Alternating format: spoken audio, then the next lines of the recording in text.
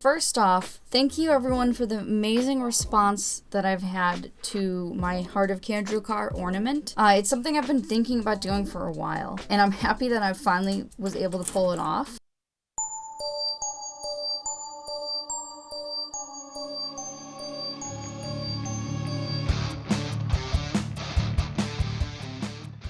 Today I'm going to attempt to show you how to make this ornament.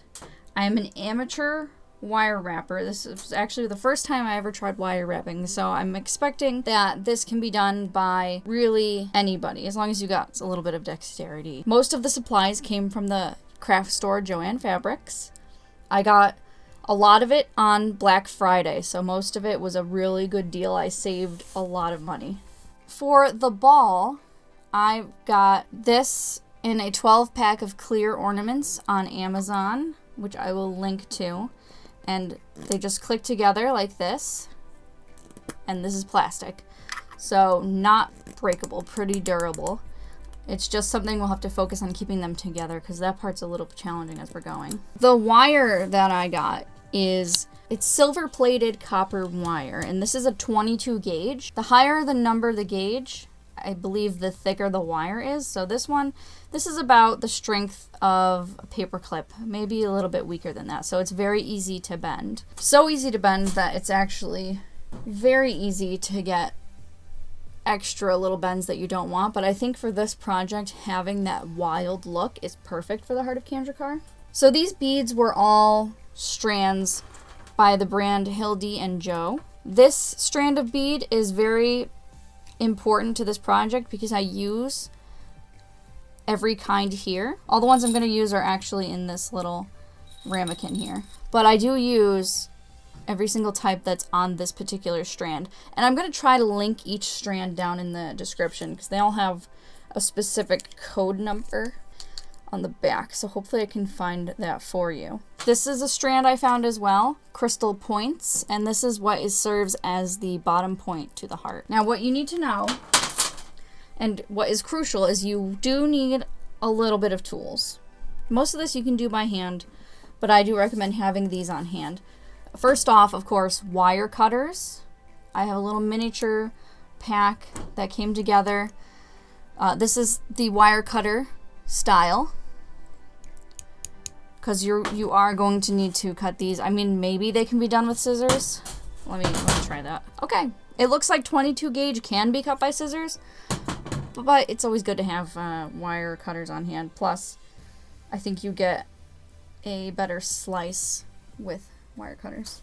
This strand of beads, also Hildy and Joe, but I found it in, I think, 2019.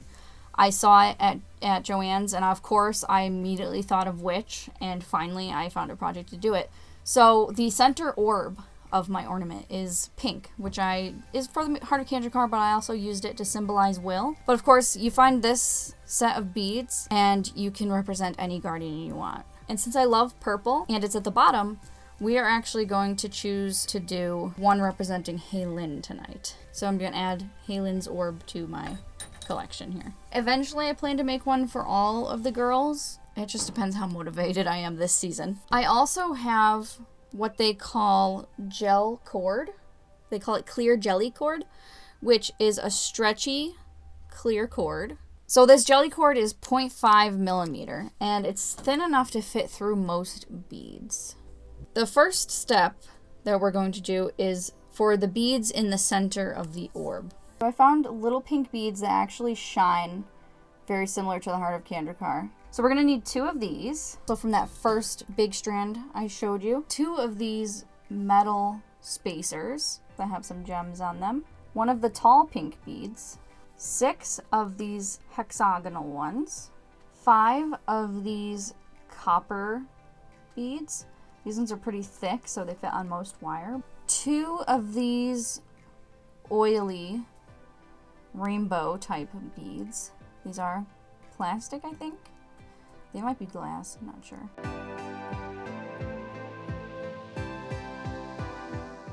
Take your 2 plastic orbs. Here I have almost a foot's worth of clear jelly cord. We need just enough. I mean, this might actually be overboard, but I always say have a little extra just so it's not running around. We're going to need enough to just go across the diameter. Thread through one side. We put it through once, then through again, just to hold it in place for now. Okay. Now you can actually hold that taut with your hand, or you could even choose to tie it.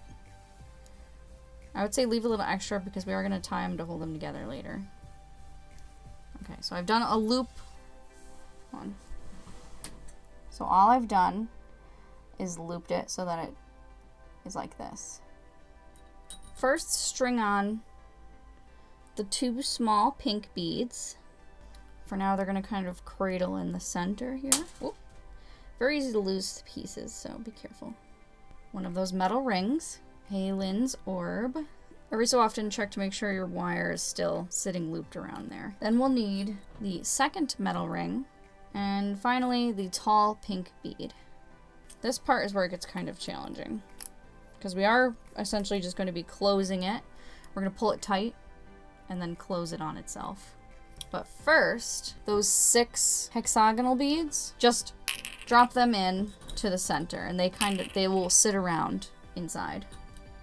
Pull it so that they are kind of standing up. You don't want to go too tight. The jelly cord will stretch. All right, so I'm holding it so it's like this, and I'm just going to place the other side lined up and close it.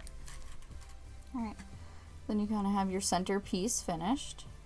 I looped through a couple times just to hold it together.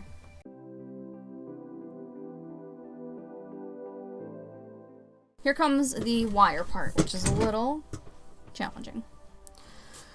So what we're going to do is we're going to cut, all right, about 2 feet.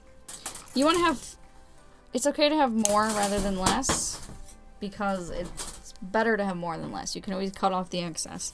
You can't add more wire to wire. Now what we're going to do is take end to end of the wire and hold them together. You can actually push one so that it's just maybe an inch longer than the other end. So we've got this much more than this end. Bend the looped part so that you end up with a loop like this. What we're gonna do is take one of the glassy purple beads, and we're just gonna put it on the end here and get it to that center point that we created. Put the bend through it, and what we did was we threaded this onto the wire at that loop I showed you. So this is at the tip of the loop, and just kind of bend the wire. So now it's just sitting on the end of our wire like this. Take this to kind of help you position how far down you want that part to go. This is going to be that top curve that we've got there. As you can see, what we've done here on the original is I gave it a twist and put one of these metal beads on there. We can twist with our hand, hold about here. You can even just overlap the wire, make an X with the wire, and twist once. There we go. We've got that loop going. Take one of the metal pieces. Both wire ends go, they are thick enough to put both wires through. Now this is what our end looks like currently. Curve that piece now a little bit. Now let's find how far we want that. So here we had some wire spinning around. All right. So what I'm gonna do is position it. This extra jelly cord piece you can actually put between the wires here. So here I have the ornament sitting like this. Okay. the wires around the center there. This much space is where I'm going to coil a wire. So I've got a scrap of wire that's about 1 inch or 2. Loop around a couple of times. Since it's not going to be worn as jewelry, we don't have to worry too much about sharp ends. It is going to be an ornament, so you have to be delicate with it anyway. There we go. So we've wrapped a scrap piece of wire around the end there. That's about how far down I want it to be coming on the side there. This part will cut off, but we'll cut that scrap piece off right now. You want to be careful with the tinier bits of wire that you have to cut off, the more they'll go flying around. So I just kind of let them fall. Hold this down and just bend one of the wires there. So that side went around once. Now we're going to take the other side and make sure it stays down and around. Loop. So don't forget, we still have them at 2 different lengths. The longer strand is going to go about halfway down this heart. Hold, twist back up, pinch. And this part you can actually use tweezers to pinch it together. This is our piece on the side. Now this can get really frustrating. So we've got these 2 pieces here, and we're going to hold that and everything down in place. Cross them and do a little loop there. It's still going to pop off the top every now and again, but that's okay. You can take it off. You've just now got your shape that you can pull over this when you're ready. So we can put this down for now. And I'd say maybe even one more loop. This is where we're going to start the side piece here. It looks complicated, but it truly isn't. It's going to use the rest of those metal pieces. So next is going to be putting down another metal bead, twisting a scrap of wire, as you see here. You can push it together in that fine coil. After you spin it around, you can kind of pinch it together, which I'll show you now. And we're just going to do that, I think, 4 times. So we're going to go bead, wire, bead, wire, wire, bead, wire, bead, wire. I've got my bead on there. I'm going to twist a section of wire. Twist it around both sides like a loop here, like that. And I'm just going to keep doing that. Take it, whoop, and keep twisting it. And you don't want to do it too tight, because you want to be able to move it up closer to the bead. Then I can kind of use the pliers to pinch it together, like that. And you can go ahead and cut off the extra little bits here. I've tightened, go like that. I usually do that so it can fly down. And I can pinch down the sharp parts.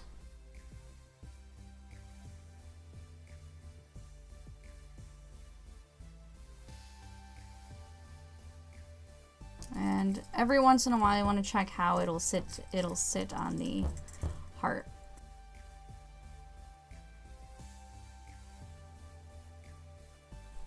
As we get further down, you can hold it to the heart, and right under those pieces, right under the center part, we're going to just curve that down so we know that's where pretty much the bottom of the heart is going to be.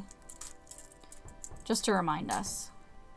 And you don't have to be perfect with wrapping this part, because again, the wilder it looks, the cooler I think it is. That's how that's going to sit there. So now we've got this end piece coming off. We've actually got a lot of extra, and that's good. That just means we have a lot of extra to work with. The longer strand of wire, because don't forget, one of these should still be longer than the other. We're going to curve to be this piece here. And what we're going to do is put on our second purpley bead. We don't want to have it curl to the same side as this part of the heart. So, my bad, we're actually going to pull it to the side where it'll be the only extra part. We'll have it go about halfway up the heart, I'd say. So what we're going to do is curve that wire back. We can make it shorter if you feel like it's curving too high up. And I'm just going to twist it so that it stays in place. And again, that's crossing the wire and giving it a twist. Maybe once or twice to get a fancy little coil going. You don't have to keep it on the heart right now. It makes it easier to remove when you pop it off. And I like to pop it back on to see where I'm at. Don't forget, I still have this jelly cord tail at the bottom. That just helps me hold it.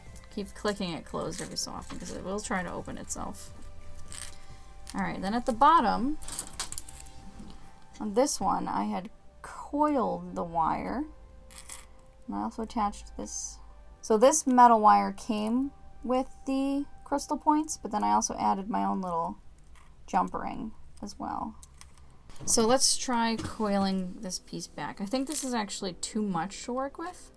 So I'm just going to cut it a little bit. Oop, that went flying. And what I do, coiling it around.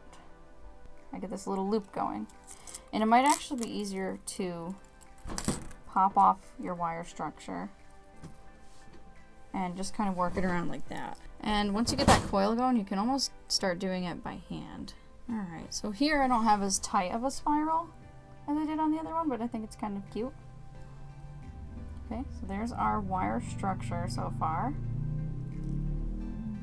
So you want to see where it'll sit when on the heart. So we've ended up where this end of the wire became this part. This end of the wire coiled. I think I'm going to give them a quick little twist together just to give the crystal point a place to sit right about here. We'll open the jump ring. There are plenty of videos on YouTube about how to do that. You want to keep the silver ring that it came on. Take our little jump ring, put that onto it like that, and bring it to the bottom of our heart. So it's really up to you how the layout you want it to be. Take that little jelly cord to help guide you through. And we can actually go and cut off this extra tail here. We don't need to worry about that. You may have actually been able to cut it off at the beginning, but just in case it popped open, you wanted to have that extra thread to help you. What I did to keep the frame on was I used a little bit of Gorilla Glue. What I did was I put Gorilla Glue on the spiral, and that actually keeps the ball sealed closed because it's going to be right on the seam. And I'm just going to say be careful with Gorilla Glue. Put a dab of glue onto the coil here. Just a little bit. You don't want your hand touching the glue. You just want to be able to press the wire to the orb. Okay, so right now what I'm doing is I'm just holding it in place while that glue is drying. And it doesn't take long for it to solidify. You can even make sure you have paper towel on hand just to press it down.